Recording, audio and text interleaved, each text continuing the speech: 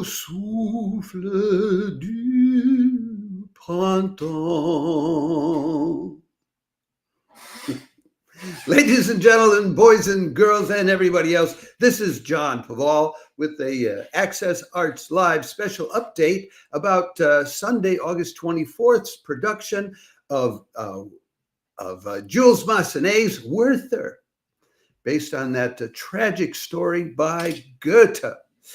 And what I just sang for you was the opening lines of one of the most famous arias in the French opera repertoire, and it is the aria sung by the lead character Werther in this opera. Hearing it sung, if you don't know it, is reason enough for tuning in to this free live stream going on tomorrow. Let me give you a proper introduction of it so we have something that we can clip out for a short clip on Facebook. Sunday, August 24th, Teatro Colón, Buenos Aires, live streams its new production of Jules Massenet's Werther, based on a tragic love story by Goethe, which inspired suicides by young lovers across Europe back in the days. That's right, it did. That'll be at 5 o'clock in the late afternoon Argentine time on Sunday, August 24th, which will be 4 o'clock on the East Coast, 1 o'clock in the afternoon on the West Coast. Perfect timing to watch an opera on Sunday. 10 o'clock in the evening here in Europe, which is also good timing. And if you really love opera, 6 o'clock in the morning down under in Australian Eastern Standard Time. That means Sydney, Melbourne, places like that. Cool places. Anyway, this is, there are those who would challenge what I just said about how the Goethe story of the sorrows of young Werther actually inspired any kind of suicides in Europe. But here's some proof. I know this is a little bit of a digression, but this is Access Arts Live. You get the other stuff you're not necessarily going to get somewhere else. This is a list of young people who committed suicide at about the time, not long after Werther's novel came out, or Goethe's novel came out, which was in 1774. And there are people that say, well, this doesn't prove that they were inspired by Goethe's novel. These are people, if you read it, you see, well, Goethe's Werther was on the table in the room where the person committed suicide, or it was in their pocket, or they wrote a suicide note in which they mentioned it. I mean, I'm not making this up. That this story originally inspired young lovers who thought they were not loved in return or were never going to have the love of their life to end their lives back in the days. Now, that was in the 1770s when it was first when the novel was first written. Jules Massenet didn't pick up this work until 1885 and worked up an opera based on it. And oddly enough, he submitted it to the Opéra Comique in Paris because he knew them and they knew him, and they turned it down. So another one of these great works of art, which did not receive a warm reception at first. Eventually, like about 5 years later, it was put on in Vienna after he had also composed Manon, which was a big success. And so then, well, yeah, have you got anything else for us, Jules? And he said, well, by the way, in my back pocket, I have this opera I had already written, 7 years ago. So that's this opera. Now, why am I talking to you? I'm not a musicologist, because I want to give you background about the singers and the stage director and the musical director, so you know a little bit more about them. And it's very interesting because let's start out with the first of them there. You see them left to right, the top four. First of them is Jean-Francois Borras. That's how the French would pronounce that name, and he is French. Now, here's the interesting thing about him. Jean-Francois Borras, he made his debut with the New York Met back in 2014, doing what? Replacing Jonas Kaufmann in the role of Werther. Look, if he's good enough to step in, if the New York Met thought he was good enough to step into Jonas Kaufmann's shoes and sing Werther, he's got to be good enough for you to tune in and enjoy him for free. This is given away. I don't know how much it would cost you to get in the door, but it would be a lot more than free. Anyway, he's done a lot of work in France.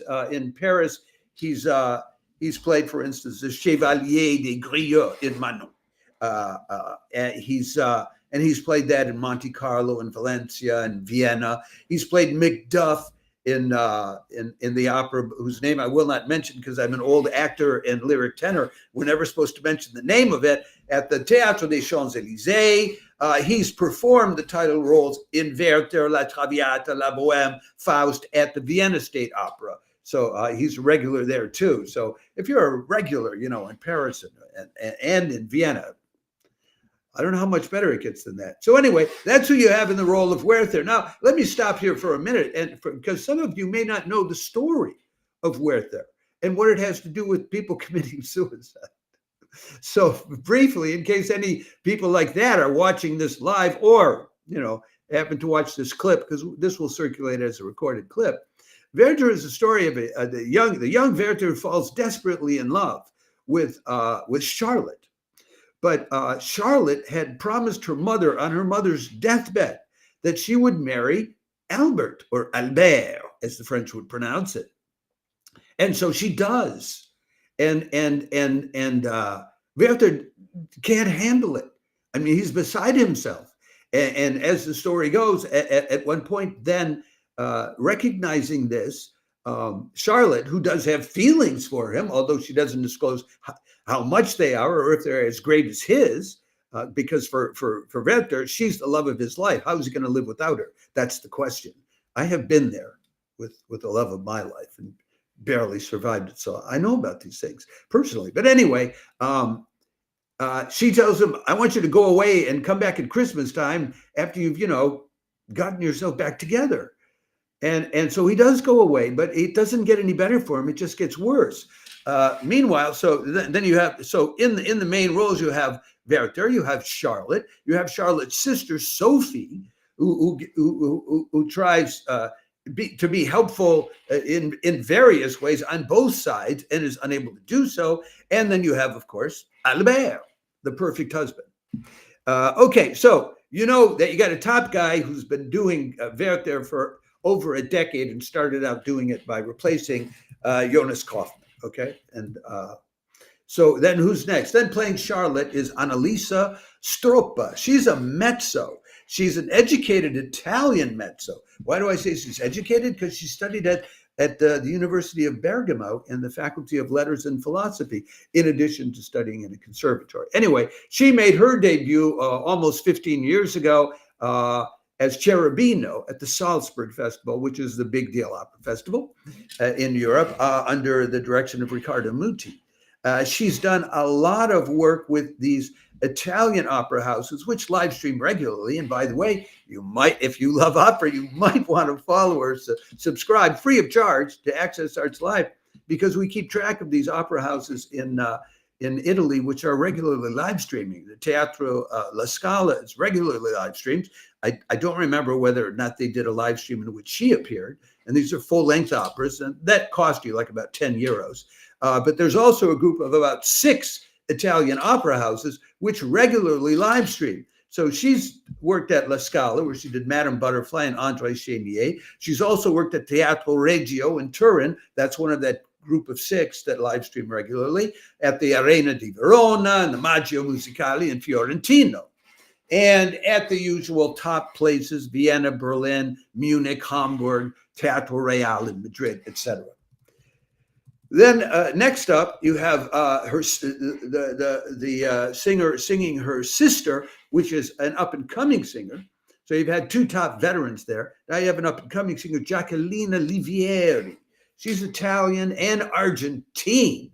We're told she has a steadily growing international career in the program. That means she's up and coming. She made her debut when she was only 16 years old at a theater in her hometown of Rosario. She has been around for a while. She made her big debut in Spain in 2022 at the Teatro Real in Madrid. And she's done numerous productions at the Teatro Colón and other Argentine and Latin American theaters, but not numerous productions over in Europe, as far as I know. But she has done a debut appearance in Italy and a gala with the Beijing Orchestra. So she's a rising star. And she gave us 3 stars on 3 hearts on Instagram for putting up a post about this already. And so God bless her. And what I want to say for you before you do this, French opera tomorrow, Jaquelina, merde, merde, merde, as the French say. So, I'll say no more. Anyway, and then finally in the role of Albert, we have Alfonso Mujica, who's Uruguayan born. I hope I pronounced that the correct Spanish way. He's a Teatro Colón regular since 2015, not only singing opera, but also singing Mahler songs and with as a soloist in Carmina Burana. His repertoire includes things like Fauré's Requiem, Brahms's German Requiem, Puccini's Messa de Gloria, but he's also performed, operatic roles in Don Giovanni and Figaro and Pagliacci, Dido and Aeneas, Tosca, Carmen. So those are your 4 performers that you have who will be incarnating these wonderful characters. And please don't let this history drive you to the point of jumping off a bridge, although, if you do choose to do that, I will be the last one who will blame you for doing so. And then I just got our image just got all messed up here, so let me bring it back. Sorry about that, folks. There you go. Now we're back in the proper order. Let me tell you just briefly about the musical direction. It's Ramón Tebar. He's artistic and musical director at the Naples Opera in Florida and at another opera in Charleston, South Carolina in the U.S. But he's a frequent guest conductor with Vienna State Opera, and also he's regularly conducted operas in Cincinnati and with the San Francisco Opera, which is a good opera house. He's the musical director of the orchestra in Valencia, and he's also a pianist, accompanist, what we call a collaborative pianist these days, who's worked with some top singers. Finally, stage director is by Rubén Szumacher, which is that's such an Argentine name because the first part is Spanish, Rubén, and the second part is very German, Szumacher. So yeah, there you go. Anyway, he's an actor, director, theater manager. He's done Shakespeare, Camus, Pinter, Bertolt Brecht, Euripides. In other words, longtime guy. He's in and also done a fair amount of work with opera. He's at that point in his career when he starts receiving awards for the body of his work, not just for, which is sort of, you start out the up and coming awards for the competing to get a name, and then after you had a long established career, then they give you awards for having a long established career. Anyway, ladies and gentlemen, boys and girls and everybody else, that's what we have for you coming up tomorrow, free of charge, from Teatro Real, with a guy singing Werther who stepped in to replace Jonas Kaufmann doing it at the New York Met. Come on, how do you not tune into that? And as I was singing at the beginning of the piece, and I'll just give you this little bit of it for those of you who tuned in later didn't hear it. Au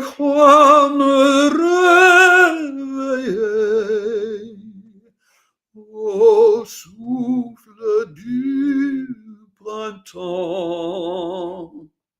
I mean, you'll hear that sung by young Werther, sung by Jean-Francois Borras, who will surely sing it better than I just did. But it's a lovely melody, and I got a chance to sing for you. So that's it for this weekend and this week. It's not too late. Also, while I'm on the subject, in about a half an hour's time, you can tune in to the live stream of the WDR Symphony, the Colón Radio Philharmonic. They're doing the Sound of Gaming, playing orchestral works based on the sound you hear in various kinds of games. But that's another subject. We put out a separate clip about that. I may well be watching that. You may see me there, but I will definitely be tuning in tomorrow. So if you do tune in tomorrow to watch this on YouTube, look for Access Arts Live in the chat box and do say hello, won't you? And let us know if we're the ones who turned you on to it and brought you there to enjoy it. So I'll say ciao for now, and thanks for tuning in. I will say one more thing. I will remind you of this. If you're watching this on Facebook, please like the video. If you're watching on any of our other platforms, please follow and or subscribe to Access Arts Live free of charge on YouTube, Facebook, X, TikTok, Instagram, Threads, and or LinkedIn. And we will continue to bring you updates like this and live links to more than 1,000 live performances online in the coming year. Ciao for now.